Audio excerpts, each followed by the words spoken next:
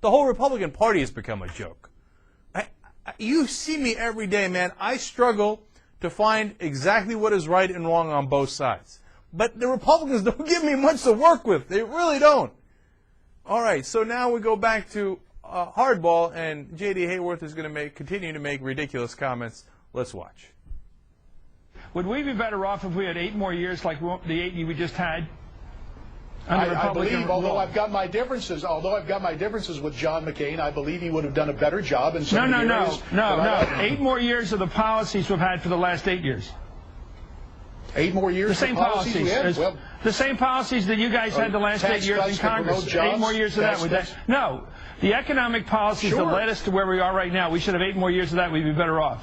To where we got now. We should have had, look, the tax cuts I fought for, that I worked on the Ways and Means Committee. No, I'm asking you a simple question. That's part of the 8 years. The Republicans have controlled the White House for 8 years. Would we be better off having 8 more years of that policy of the Republicans for 8 more years? Would we be better off? Low taxes, strong national defense, and good economic growth? Yeah, I'll take that. Well, but no, that's not what we got. We have an economic catastrophe on our hands after the last 8 years. You know, maybe we have nobody buying anything. We have nobody selling houses. Nobody selling cars. If you want to get into the whereas, you think this is good? Go back and take a look. No, I'll tell you what was bad: the sneak attack on our economy, the dress rehearsal that was the debacle of IndyBank when Chuck Schumer helped get that started, and the guy in the background, George Soros, manipulating all the currency. You want to keep that going? That's what's going on here. The fact is, you mean the economic situation we faced right now is the result of not of the administration policies? Go take a look at what JD, you can talk fast, but I don't know what you're talking about. This is why the country voted. Are you saying that Bush economic policy isn't where we got today? I don't understand what you're talking. George Soros, what are you talking about? You're not talking about the fiscal and monetary policy of this administration. Go back and take a look at what Paul Kanjorski said on C-SPAN a couple of weeks ago about how the economy got in the mess it was in. I'll tell you this, on balance, 6 of the 8 years were strong years. Did we have a meltdown? You bet.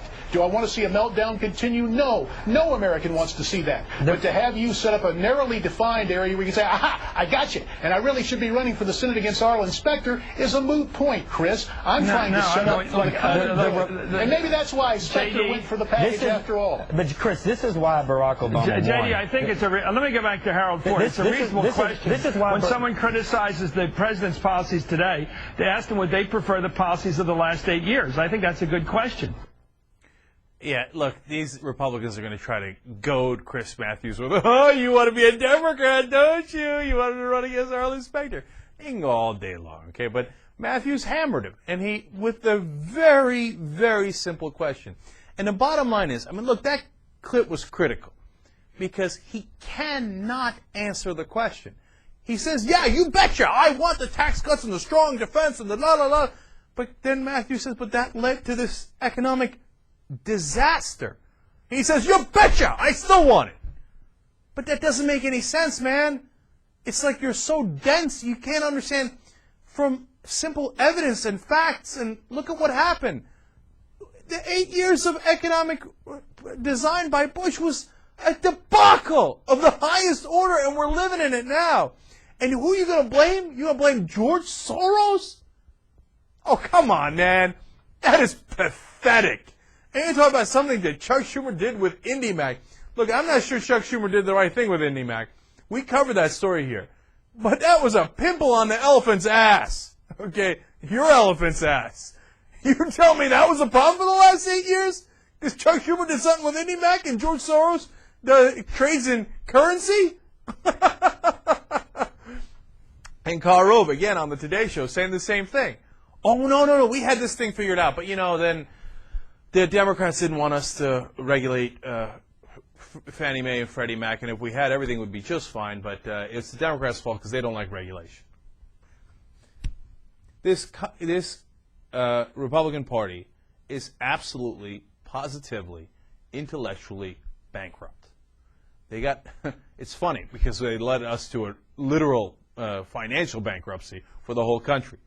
But they got nothing left in the tank. All they got is that stupid tax cuts for no matter what the problem is. They're like an old witch doctor. The answer is leeches. Whatever problem you have, I'll put a leech on, right? And here they're like, oh, suck the economy dry with the tax cuts.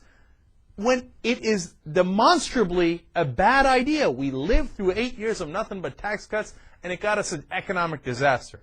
And J.D. Hayworth, in the earlier clip, had said about Bill Clinton, oh, he gave us the largest tax increase in history in '93. And then what happened?